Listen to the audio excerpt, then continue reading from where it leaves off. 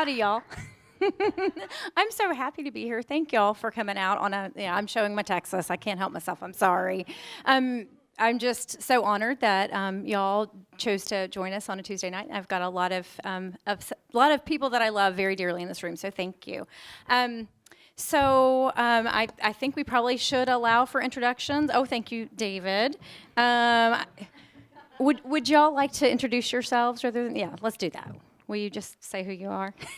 I think everybody in the audience knows. Do we need an introduction? Well, but I was told that you shouldn't assume that. All right, so my name's David Levithan. I've written a few books. One of them was a movie that came out Friday. It's called Annihilation. No, just kidding. And in the Rose Brock fan club, I am second vice president. I'm in charge of snacks. I'm Brendan Kiely, and I don't have a position in the fan club. I didn't know you could do that. That's I need my role is unclaimed, but I have to pay. No, not at all. This is I'm just grateful to be here, and that's the only thing you need to know about me is that I'm grateful to be here. So thank you, Rose. You also have a new novel called Tradition coming out.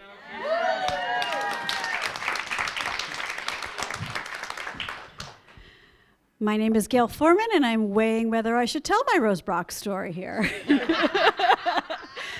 Probably not, because now she's Dr. Rose Brock. So I'm very excited to be here, and I have a book coming out a month from today. The title is I Have Lost My Way. Yeah. I'm Alex London, Undersecretary for Equine Advancement in the Rose Brock Octopus Advancement. That's an inside joke. And I've got actually my first ever picture book is coming out on Tuesday, next Tuesday. The Adventures of Wrong Man and Power Girl, about a superhero who always does the wrong thing and his daughter/sidekick who saves the day. Yeah. It's cute. Hi. Like over microphoned at this end and under microphone.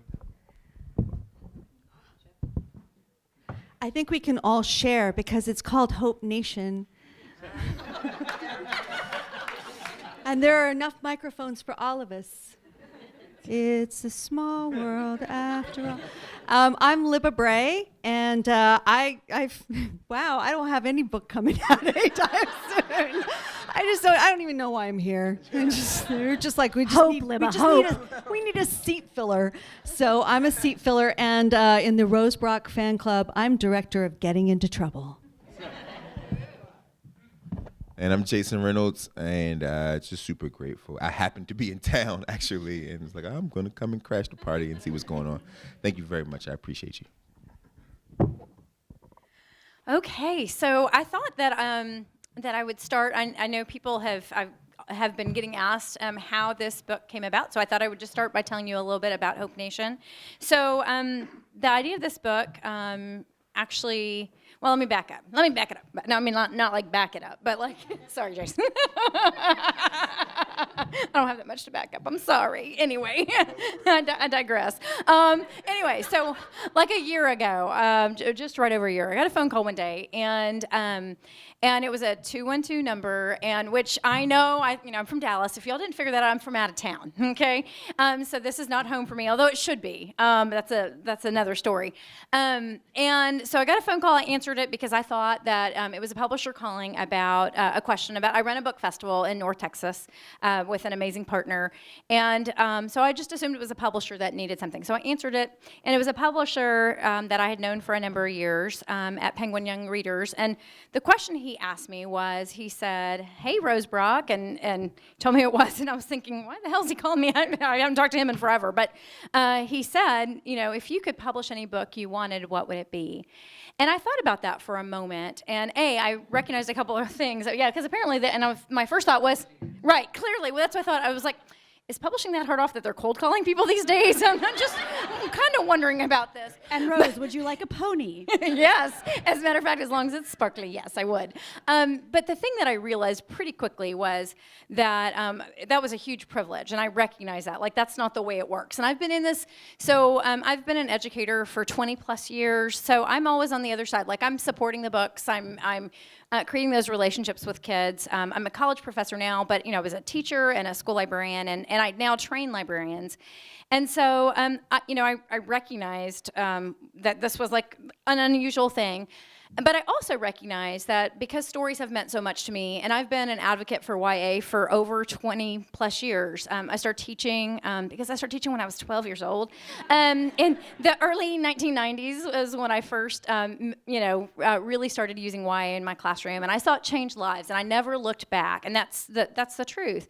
And so, the other thing, besides recognize that it was a privilege, I realized that, if you're going to write a book, you better have a story you want to tell. And I just didn't feel like I had that. So we kind of got off the phone pretty quickly. And as the conversation ended, I was asked if I would, because I said, well, thanks, but actually I think I'm going to pass. And I'm not sure that was the answer that, was expected. But I started thinking about it. So when the conversation ended, I agreed that I would just spend some time thinking and reflecting. And the more I thought about it, I started thinking about a couple things that were happening in my personal life. I had 2 young women in my family, my goddaughter and my niece, who, being from the South, we do things a little different there, certainly not always the right way.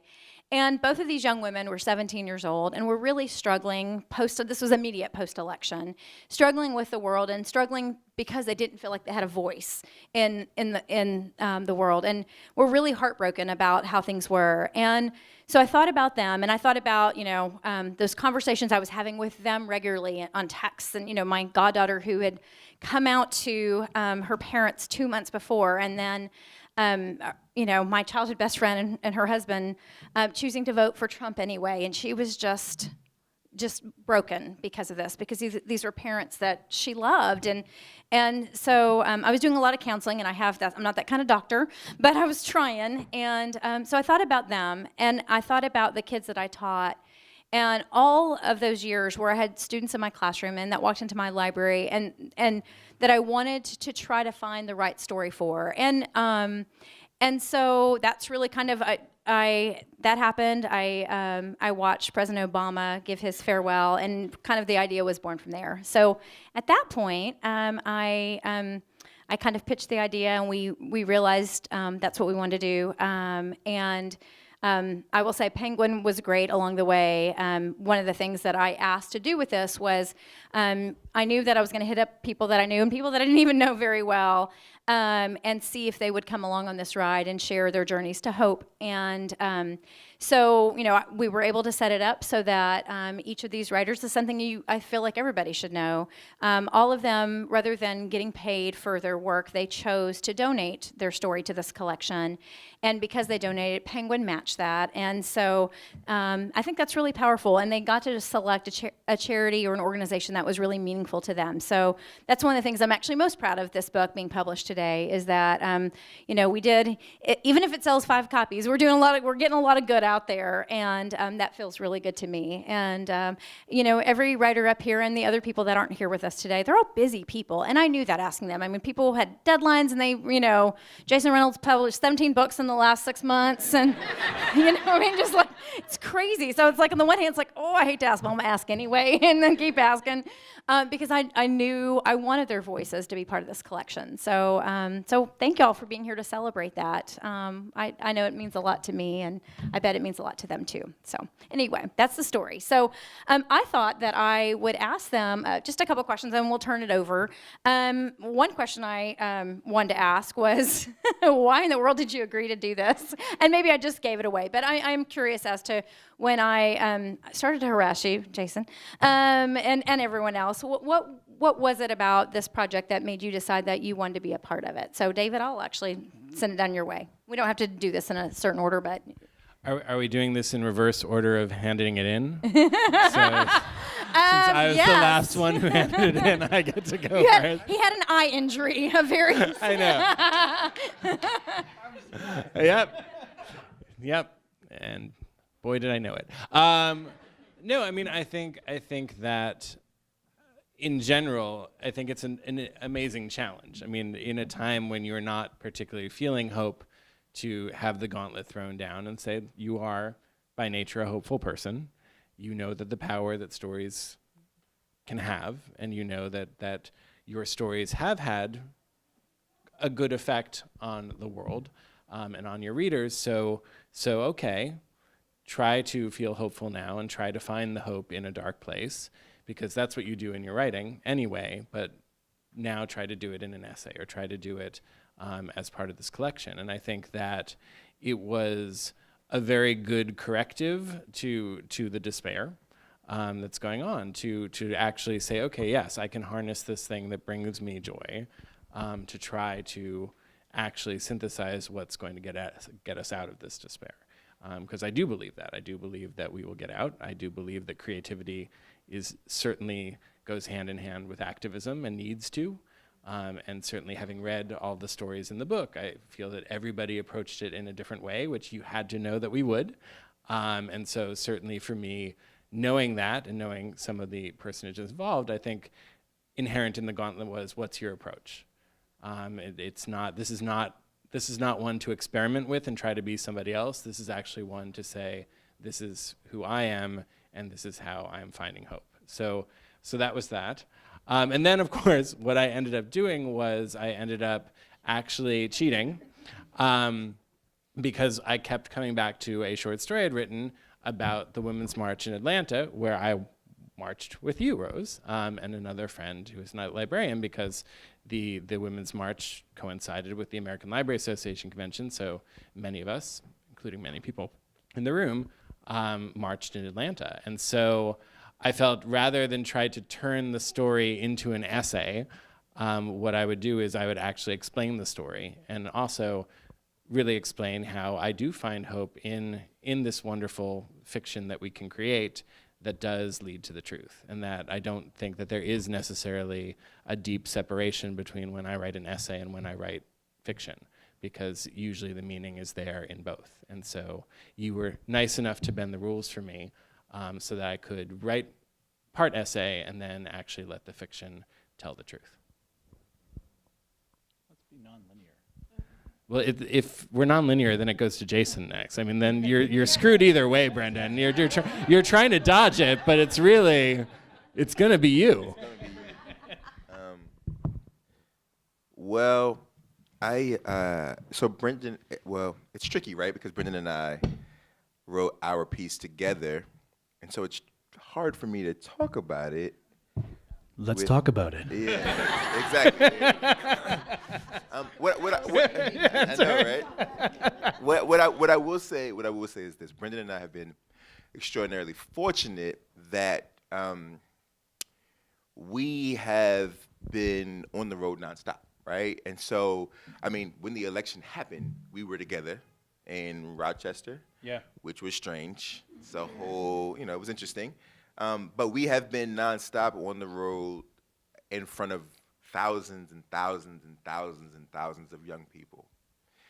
And so the one thing that I think we know, right, even though we are uncertain about all kinds of things, the one thing I think that the both of us are certain about is that we will be all right, simply because we have had the incredible privilege of being in front of so many young people. And for those of you who have not been in front of young people, let me just say what I always say, which is that young people are actually the antidote to hopelessness.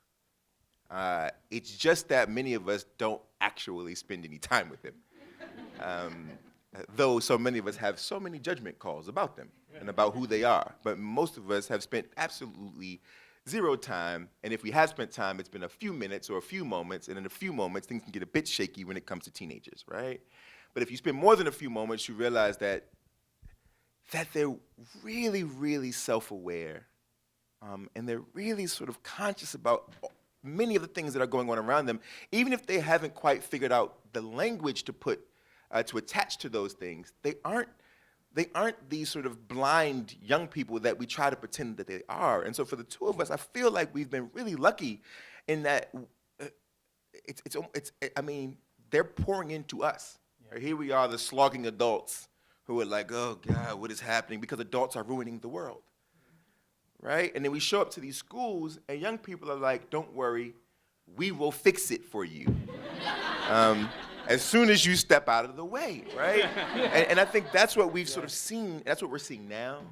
That's what but for the two of us, we've been lucky because that's what we've been seeing since, we've been on the road for 2.5 years and we've been seeing it every day, every week, every month for so long. And so our piece talks about some of our experiences on the road. Yeah, like you say, look at the last 2 weeks and look at the leaders of the country right now. They're young folks, and it's inspiring to think about how young folks and women have been the real leaders of social movements throughout all of history in this country. And I think that's remarkable. It's a remarkable gift that we get to spend so much time with them and be inspired by them. And when I think of hope, I also think of I think hope is not only something that resides in the heart, though I believe it begins there. I think hope has to move to the feet and have to get you on your feet, and you have to get walking and do something. And saying yes to an invitation to participate in this collection was a feeling of being able to do something as well, which, again, grateful for that opportunity to be able to do something. So that's, you're putting something out there that enables us to do some action, but also hopefully then to reinforce all of that untapped energy that young folks and people with young hearts really, they want to be motivated. We want to be motivated to make change in our country right now. And I think that's what part of the hope is. The young folks know that they can change it. We have to get out of their way, as Jason says, but also I think we have to give them the tools to make that change. And so I am always grateful when somebody asks, hey, can you help make a tool that we can give to these young folks? Because the more we can give them, the better.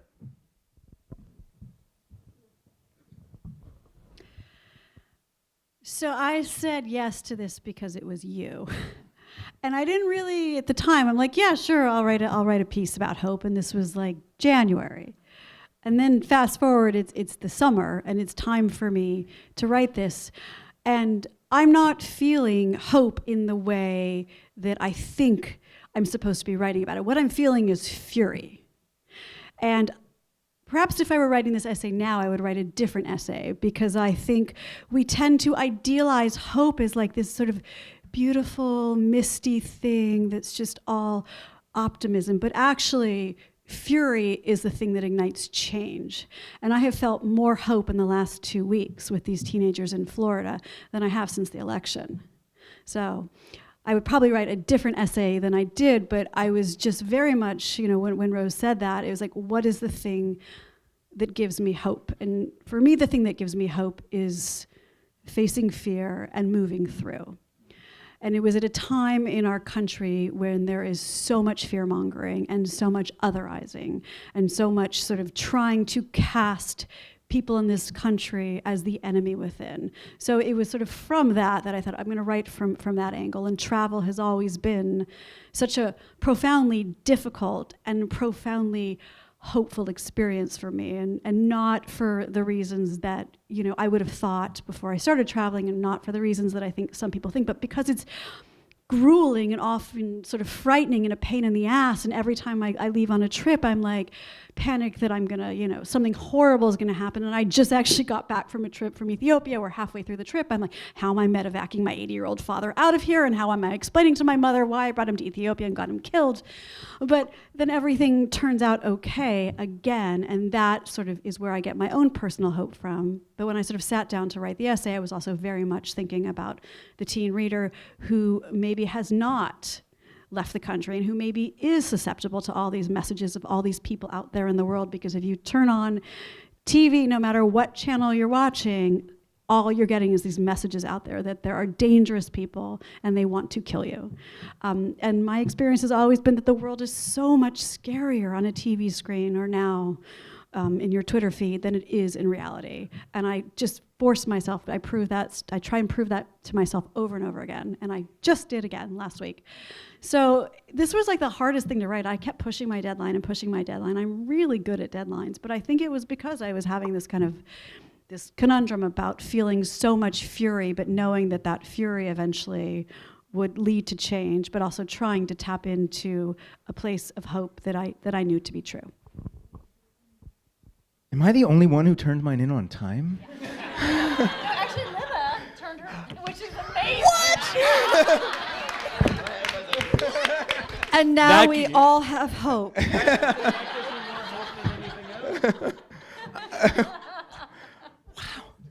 Well, Yeah.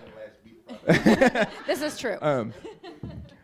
I said yes instantly, and not just because I love you / fear you, Rose, but because I'm not an optimist at all, and I was really not feeling optimistic at the time. I think optimism is it's a passive, it's like a belief that things are going to be okay, and I don't think things are necessarily going to be okay. But I think, so similar to what Brendan said, hope, so optimism is this belief. I don't really care about that. You can be optimist, you can be pessimist. Hope demands action. I think hope is a knowledge that things can be made better, that people, and then especially young people, which is why I think all of us write YA, can make them better. And so I wanted to write a story that showed that even when we don't see the better way, that it's there, and that we can find it. And so my story is a weird high school prom story about my straight best friend wearing drag. Oh, thank you. Not my best friend in drag. He was not beautiful. But his provocations stirred some shit up at my very conservative, preppy all-boys school and led to some threats of violence and all this stuff. And he had no idea that I was a closeted kid at the time. And it terrified me. And then he asked me to dance at the prom with him, and it was like exposing me and like really stirring things up, and it forced me to be visible in a way I didn't want to be. And that stirring through that acting in the world, I found allies I never would have found. And I found a whole world of people in some unexpected places who were ready to make change and who were ready to do something to improve things that I never believed could be improved. And sometimes I think that's an amazing thing about drag also, is that it pushes on us to challenge our assumptions, and it stirs the pot and shows us our absurdities. And so I think hope comes from that in some of our darkest moments and in our worst places, by taking action, we can find the hope because we make it. It doesn't exist. We have to make it, and we have to constantly make it. And it only exists. People in perfect situations aren't hopeful. It kind of only exists when it's necessary. It's when the call comes, hope. When hope is needed, it is called. And so I wanted to lend my voice to calling it out, forward. Yeah. Everybody has said amazing, beautiful, articulate things, and I feel suddenly really inarticulate. But I pretty much agree with everything that has been said. I also felt like suddenly I was in a place of feeling somewhat hopeless, and that's not usually a place where I reside. And I said yes also because Rose had asked, and also because I knew that the money could then go toward a cause that I believed in, which is an act of hope as well. But I also agree that to me, hope is active voice. I always say love is active voice. And that's what I was looking for. I was looking for an active voice. And I think that feeling as if I was floundering and couldn't figure out a way to kind of grab onto anything in this storm, this was something to grab onto, and it was something that I believed in. And I always talk about how novels should have earned hope. I don't want unearned hope. I don't want like a happy ending tacked on that doesn't fit the story. I always want it to feel like it is earned. And so I was trying to find some earned hope. And I was thinking about a time when I was a teenager and I had had this terrible accident, and it was a time of absolute hopelessness, and I could not see my way out. And I thought, but I did find my way out. And actually the thing that was one of the worst things to have ever happened to me ended up being the catalyst for the best thing that ever happened to me in many ways, and that started me on this journey of writing. And so I felt like, well, if I could write about a time when I was a teenager and everything felt hopeless, but there was hope, and it was hope that was fought for, then perhaps that was worth something. And I just want to say that I spent the weekend reading everyone's stories, and they're so incredible. I mean, and I loved, like, David, there was a line in David's story about being unfathomably in love with the world, and I thought, God, that's beautiful. And Sandy talking about drag as, that we're all in drag, and that drag kind of shows us that. And Gayle talking about, yes, not being afraid of what we see, of being open to the world and not letting certain narratives cloud our view. And then Brendan and Jason talking about the hope of this next generation and these tough conversations that they're willing to have, that they're willing to lead us to. And then Rose's introduction, where she talked about her mom and kind of being, getting booster shots of hope her whole life.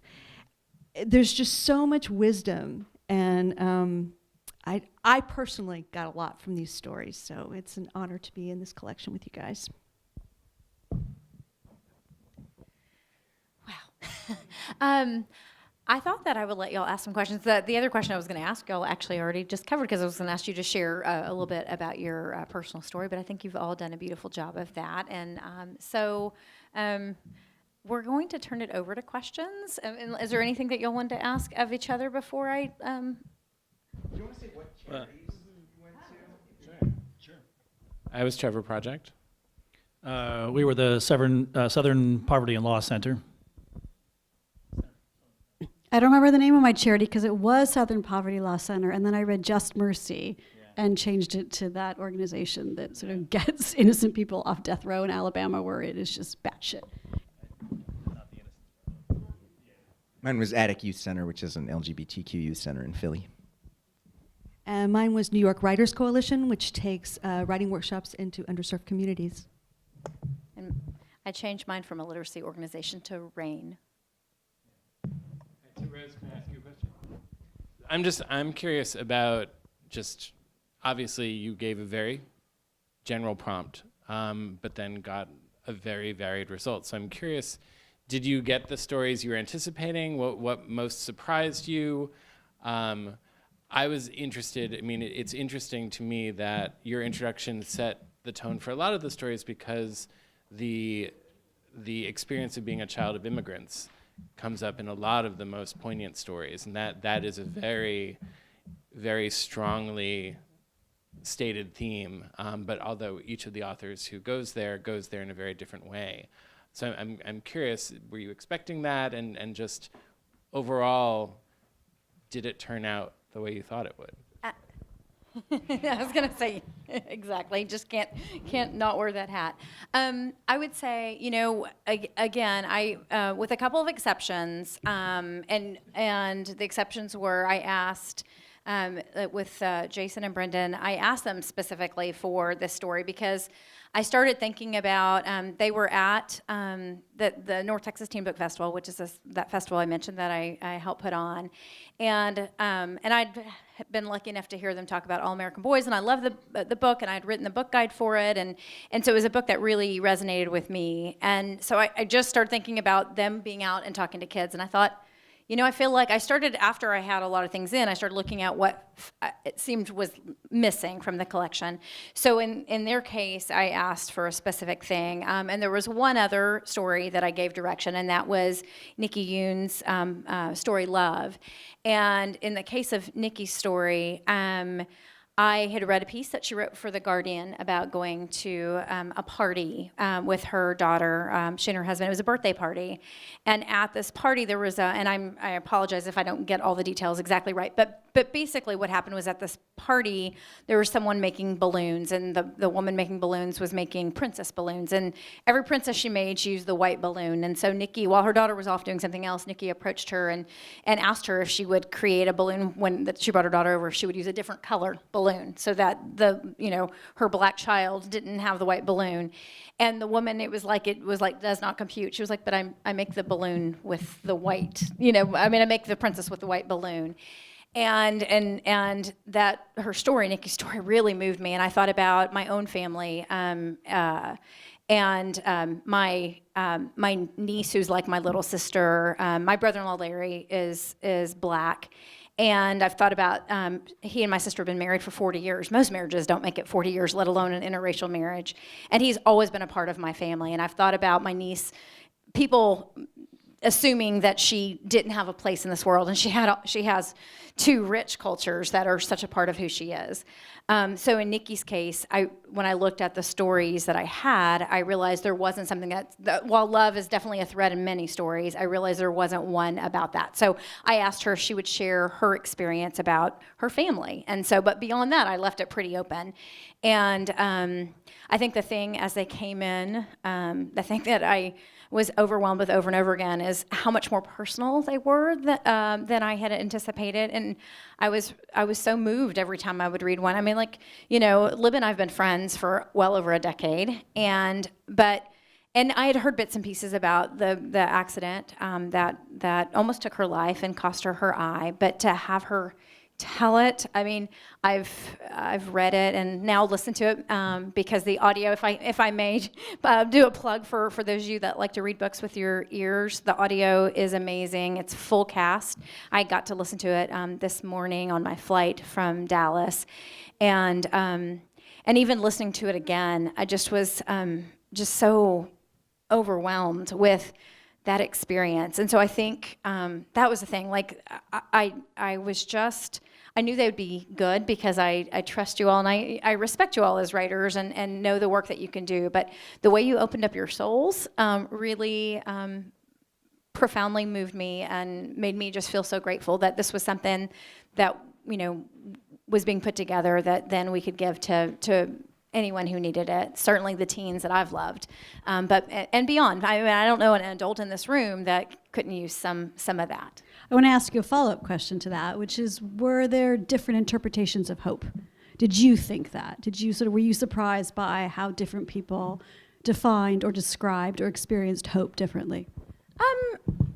I don't know that I was surprised. I think contextually, like some people took the assignment to be very much like an essay addressing like hope as, let's talk about hope. But I think I was surprised how many, it ended up being far more personal than I had anticipated, which makes sense, right? Jenny Torres Sanchez, or Sanchez Torres, I apologize. Thank you. I screwed those up. Her piece, it just moved me so much. It's the story of abuse, of her having a relationship with her father who was really abusive, and where they are today. And it wasn't like all of a sudden, not one day, her dad just became this nice guy. It was certainly a journey. And those you mentioned, the immigrant experience, that is something that I moved here. I know it's hard to tell from this accent I have, but I moved here when I was 9 years old, and so my heart has always, people look at me and they see, a white woman with blonde hair and blue eyes, and they think, oh, she's one of us, and yeah, right.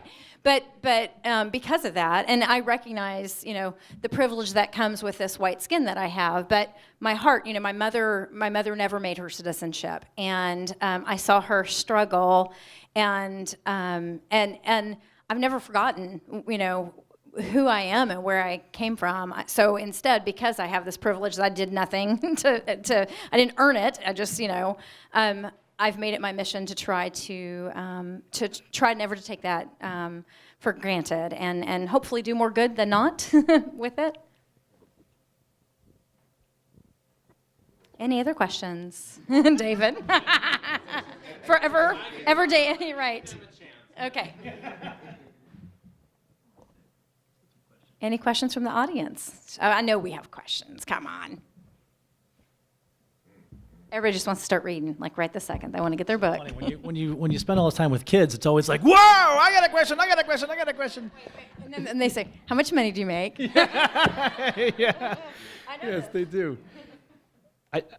One other connective thread that I think is interesting that when thinking about hope and thinking about these personal stories, I think that there is a cultural zeitgeist right now that is a feeling that so many of us feel bullied in some way or another.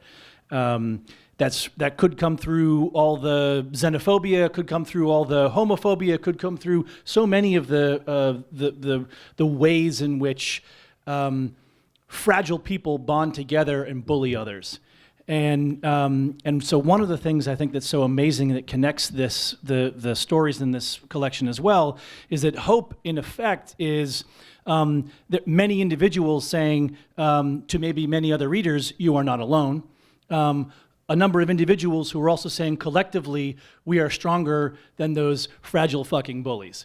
And so for me, I feel like that too is hope, that actually it's strength as well in the face of when you might feel weak, but truthfully, you're stronger than that's fighting against you. And I really appreciate the collection for that as opposed to each of the individual voices on their own. There's a line from Wizard of Earthsea that I just love, Ursula Le Guin, where the hero, in a like frightened, terrified moment, he transforms into a hawk. At his like scaredest moment, he transformed into a hawk and discovers the hawk's grace and power. And the phrase she says is in fierce distress and rage. And in this moment of fierce distress and rage, he discovers this beautiful. I mean, a hawk is a beautiful animal. This beautiful grace that then leads him on his path to become a great wizard. But it was only in fierce distress and rage that he could discover that power. And I feel like right now we are a society. I mean, you look at these kids in Florida, you look at the kids in Flint, they are acting in fierce distress and rage, and they are accomplishing amazing things. I just, you remember what happened after the election, Brendan? The day after? Yeah. The conversation we had? Yeah. I would be remiss. Yeah.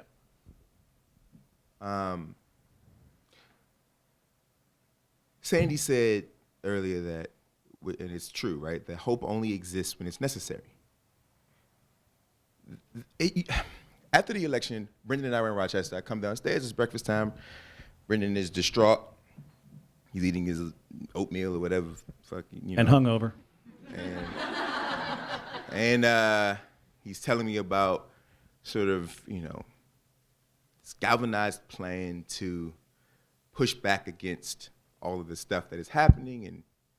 And because we're so close and because I can say anything to him, I looked him in his face and I told him that I was resentful of that I resent that. Because there are people in this country who've been yelling this for a very, very, very long time. And so I don't want to be dismissive and I don't want to be discrediting, but the only reason that I am certain or that my hope is coming from almost a place that is tethered to my genetics at this point, is because I have had to have it forever. And my mother has had to have it, and my grandparents have had to have it, and we've been saying this. Like, I am so grateful that we are all on one accord. I'm so happy that we have all decided that because the shit pile has hit your front door, that now we have to get up and do something. I really am, and that's not to be facetious. I truly am grateful for that. But I want to make sure, especially as one, being the only black person on this panel, two, being one of 4 black people in this room, I just need to make sure that we're clear that there have been people who have been forced to be hopeful for generations in this country. Brendan always quotes Skip Gates, right? Skip Gates, Henry Louis Gates, famous quote, "How dare I not have hope?" You know why he said it? The reason that he said that is because he has had no choice but to have hope for generations in America. And so I don't want to belabor the point, and I don't want to browbeat any of you, and I don't want to be that guy, right? But I do think it's necessary just to say that, right? Just to say that, like, look, I'm glad that we're entering into some sort of awakening, right? I'm glad that we're all being slapped awake. But the truth of the matter is that perhaps we should also be a little more empathetic to the people who have been banging at that gate for generations, saying that this is a real thing, that it's been a real thing, right? Whether it be through police officers, education, housing, insurance, food, neighborhoods, jobs, books, literacy. I mean, we could run the gamut of things, right? It's not just Donald Trump sort of dictating, like he's the big boogeyman. No, the boogeyman has existed. It's woven into the fibers of our country, and there are people here who have known that, who have been saying that for generations. If my mother was here, she'd be weeping only because she'd be proud of everyone being upset, but she'd also be wondering where you've been. It's just the truth, and I'm sorry if I'm putting a damper on it, but I can't eat it. It's just the truth, and I just need to say it. I just need to say that and get it off my own chest. You can take it how you want, but I just need to say it. Sorry. Don't apologize for saying the truth.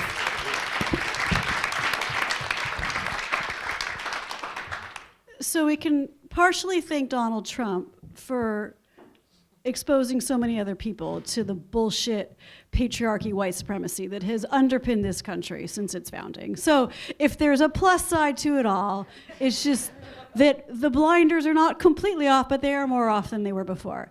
But I do want to make a contrast point, Jason, when you're talking about hope in the community you grew up in because there was no other choice. Because what led us here was a whole bunch of people in this country feeling hopeful and making the opposite fucking choice. Sure. So hope is a decision. And you sort of said that it's a decision by necessity, but I'm going to point out that there's a lot of people who, faced with hopelessness, decided to turn inward, to turn small, and to turn toward hatred, away from hope. So it's not the automatic default to take the shit that's been given to you, these centuries of oppression, and say, I'm going to respond with hope. That's a pretty revolutionary act in and of itself. Fair enough. Fair enough. So I'm not negating anything you're saying. I think it's incredible. But I just want to point out that there's a contrast to that and to so many large segments of our country right now, which is that one of the things that I think that was so dispiriting, which is, oh, this is who we are?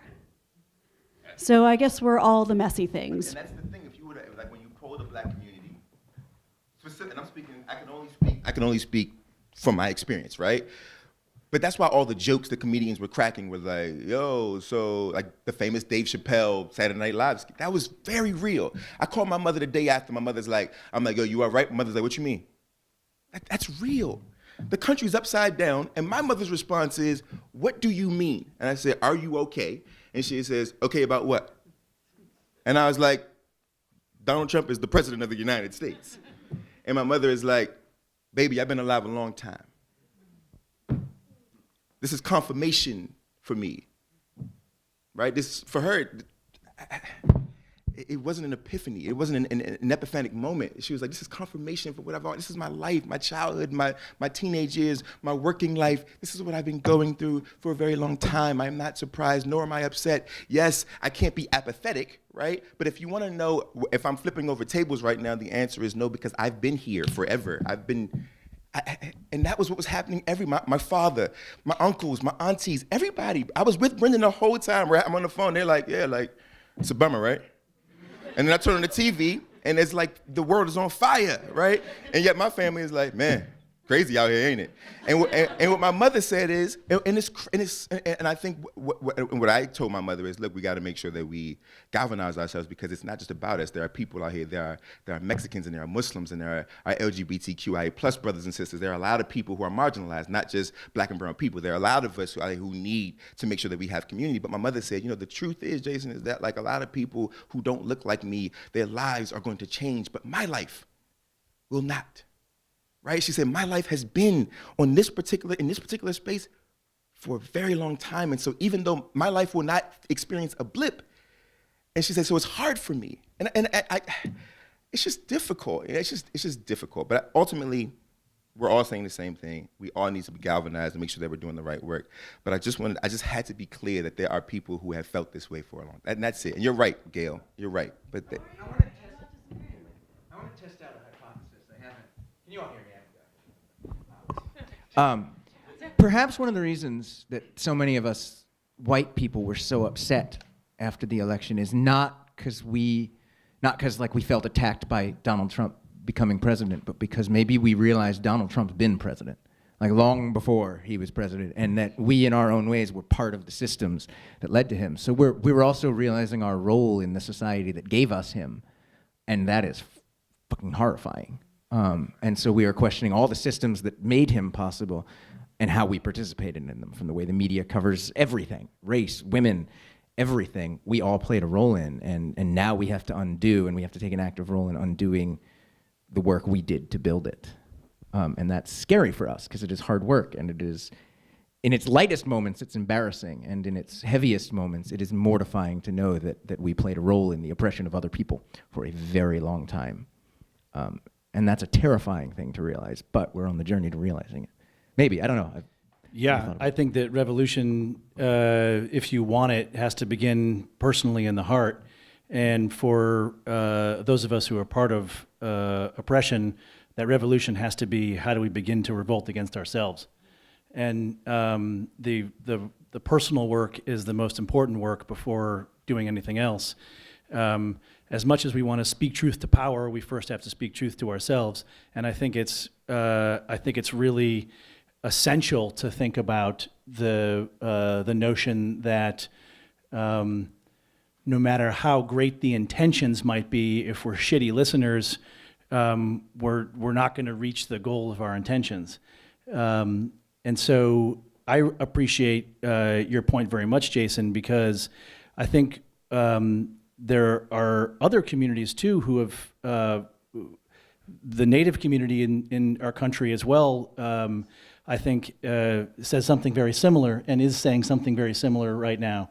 And I think that part of what our job is, if we think of hope as action, is to not let the action be motivated for our personal goals, but be constantly reminded and remind ourselves that that action towards hope, that hope that leads towards better action, must serve a greater collective.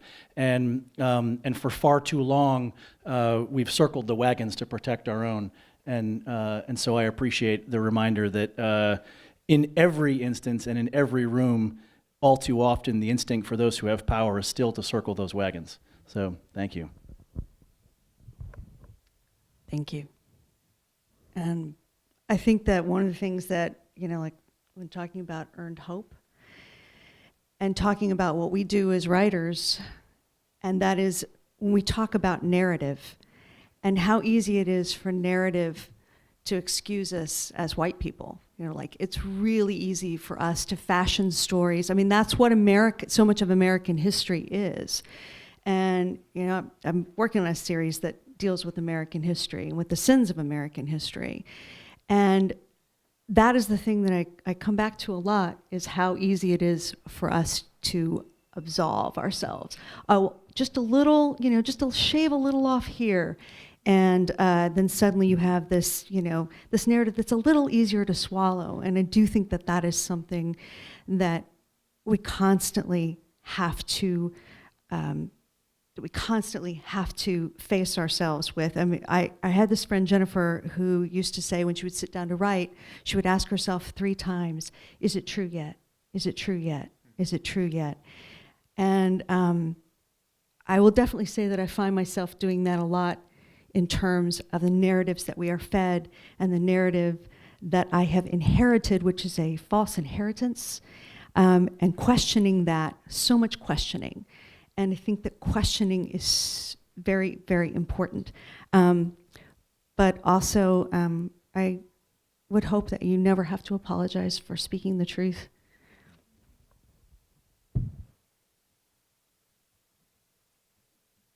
Any questions? How much money do you guys make? Not as much as you. Hello, Mr. 17 awards in 1 year. What are you talking about? Not one movie. Wait till you have a movie, you'll see how non-lucrative it is. Any questions? Yes. So I think it was you, Rose, that was saying that when you came up with the idea for this, you were thinking about how you always try to put stories in the hands of people who need them. I am a social worker, and right now I'm also working in my local library in the children's section. So my question for you guys is, what's a book that gave you hope, or what is a book that you feel like really needs to be given to people right now? Like the one that I'm obsessing right now, I just want to throw it out there, Odd One Out by Nick Stone, that's going to be coming out in the fall, I think, is changing my life, and I cannot wait to give it to people. So I don't know what books you guys have that are like that.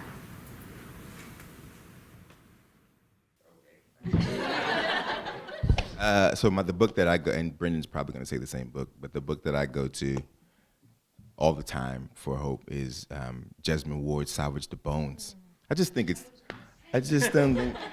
Honestly, it's really hard to find a book better than that book. It's just, it really might just be a perfect novel. And it gives me hope, one, because the protagonist is a young woman, a young lady, who is, what is she, 15? She's 15, Brendan? 15, 16? You got it. Anyway, I'm sure you've all read it, hopefully. 15. This is the American South. She's a black woman. And this is 12 days. This is 12 days before Hurricane Katrina.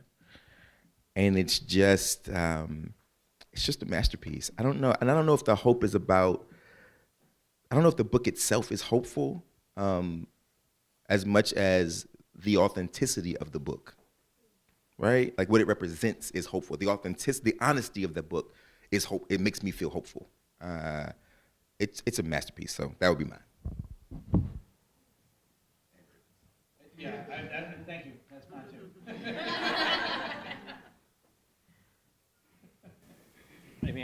I'm biased, but I am more proud of Alex Gino's George than I am really anything that I've done myself. It makes me happy every day to see it on the bookshelf and know that it's out in the world, because it's such a positive, wonderful, just spirited book that is unapologetic in its joy, and isn't preachy and just saying that be who you are. So I think if I ever work on anything again that so clearly achieves that objective, I'll be a very lucky person. That's a good one. That's number 2. That's a good one. So one of the things that I get hope from is reading books that are not super current. So I think it was last year I reread Giovanni's Room. And, sorry, but it's sort of, you see how in some ways, and among some people, how quickly things can change. And then on the other hand, you read other books and you realize, wow, 400 years later, we are still here. So we have to be able to hold both of those conflicting ideas in our head at the same time and understand why change happens for some and not others, and not just pat ourselves on the back for one, or take a moment to pat ourselves on the back for one, while realizing that nobody is free until we are all free. But when I read that book, I was sort of, there was a moment where like, oh, this is different now.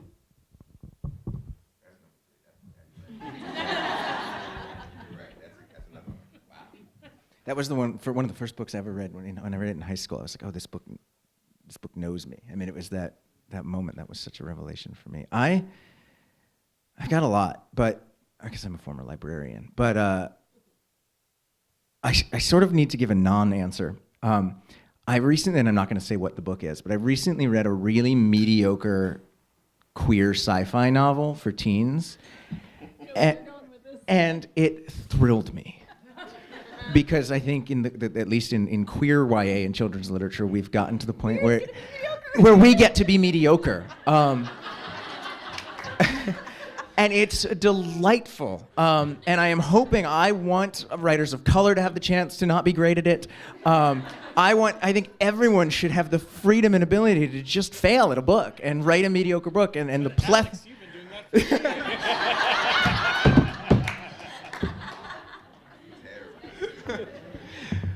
There goes the end of my scholastic contract. What you're saying is that everyone should have the opportunity to be a mediocre white man. Yes, if everyone could live as mediocre white men live, the world would be a better place. To go with that blissful unawareness. Oh, yeah, no, don't quote me on that. That's no tweeting that one. But the joy I felt in feeling feeling that level of sort of, in a way, safety in the publishing space from that was a thing I hadn't felt before. And it kind of took the pressure off in a way. But I was originally going to say Giovanni's Room, so come on. I do have one other one. What Girls Are Made Of by Alana K. Arnold, I think, is a spectacular, spectacular, spectacular book. And it's published by a small press. And I give smaller press. And I give a lot of credit to the small presses, too, because they don't get enough credit and are often publishing some extremely risky work, but don't have the marketing and distribution muscle that larger presses have. And so their books, students and people in general don't have access to those books as often, and yet some of the best work I think that's happening in our country is being published by small presses. In particular, because small presses can do bolder things like make commitments to publishing 50% of their list are women, or 50% of their list are people of color, or they can make statements in ways that I think some of the major publishers can't. So that's one book that's published by a great smaller press called Cardiolab, and I would encourage you then to look for many other small presses and what books are out there. It just reminded me of another one that I want to say. And it's Jasmine Ward, also her newer one, Sing Unburied, Sing. Because at the end of this absolutely terrifying tale about the legacy of slavery and prison and the school-to-prison pipeline and violence, the wounded, murdered spirits sing. Sorry. Stuff happens, sorry. Just read it. It's a great book. Sorry, just very tired. Sandy. I didn't spoil it. Talk about mediocrity. Rosebud is a sled.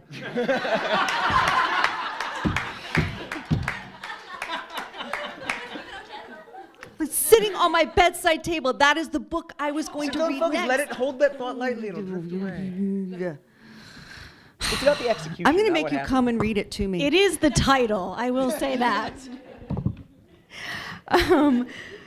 So anytime somebody asks me, like, what's a book that you love or what's a movie that you love, it's like you can watch the activity in my brain go from activity to flatline, like, and there's I'll think of something inappropriate, like a book that gives you hope, Cujo.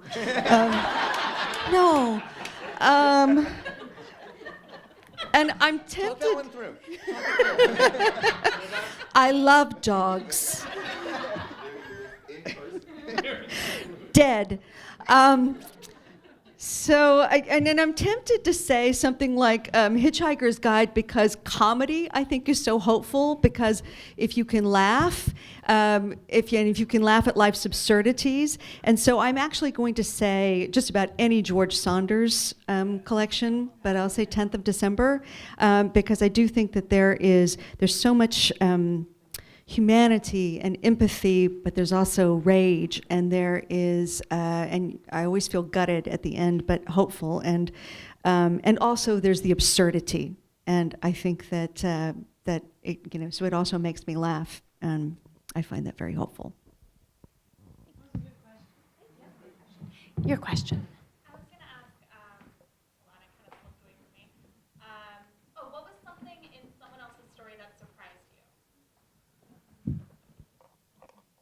I hadn't read the book yet. That's all right. He's been writing the 72 others. I figured I'd lead off with the honesty.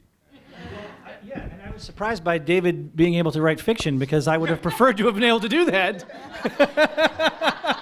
I was very surprised. And yet still being the last one to turn it in. Right. I read everyone's stories because I'm a kiss ass. And I just wanted to. The book came out today. I had it ahead of time. Your You didn't get it ahead of time? No, your copies are. He hasn't been home. His copies are at home. Okay. Yeah, I read it ahead of time. I was really surprised by. I was really surprised by the prom story, and I think it was. I felt the sense of dread and the sense of fear, but also the whole, I don't want to give too much away, but the whole, some of us have learned restraint, and I'm just going to exhibit that now. But there was something so beautiful about the moment when when the narrator and the best friend have a wonderful dance. And it was just, I wasn't sure that it was going to. No, it's nonfiction. Okay, all right, but I'm trying to. All right, so what happens is. Is that before or after the killer dog? No, that's at the end of prom, zombie prom. So, but when you and your best friend are dancing at the prom, and he's in drag, and that there is just this moment where it is so freeing, and I didn't know that that was where it was going to go, and it was just so beautifully written. But I loved that moment. Yeah, I mean, I don't want to spoil actually. Yeah. But yes, and we have danced again. I think I witnessed it. And in fact, he's backstage right now. And now for one more prom dance. The lights are already Right, up. darling, you look wonderful tonight. Sorry. For me, it was interesting. I mean, probably not unlike you, Rose, in that there were a lot of people that I knew, but I learned much more about them, and especially where they were coming from. For me, off the top of my head, Marie Lou had mentioned in passing in presentations, I had seen her just in conversation about, and my parents came from China, and yes, the Cultural Revolution. And I knew that about her, but reading her story and really understanding where she was coming from and what her parents were up against and how that shaped her. And interestingly, I mean, in the story, she does not make a connection to the fiction that she writes, but knowing that the fiction she writes, it's even more fascinating to sort of extrapolate from that into the fiction. So that's one story that I felt that not only was it really interesting, but I felt that I knew Marie more after reading it. I knew more about sort of life and history more after reading it, and I also knew more about her fiction after reading it, which was pretty astonishing. I agree. Well, I think I don't see any other questions, so I think we'll just. I think we're going to wrap it up, and I just want to say thank you again from all of us. We appreciate you being here with us tonight. We will be here to sign if you want us to do that, and thank you for being here. And thank y'all for being here.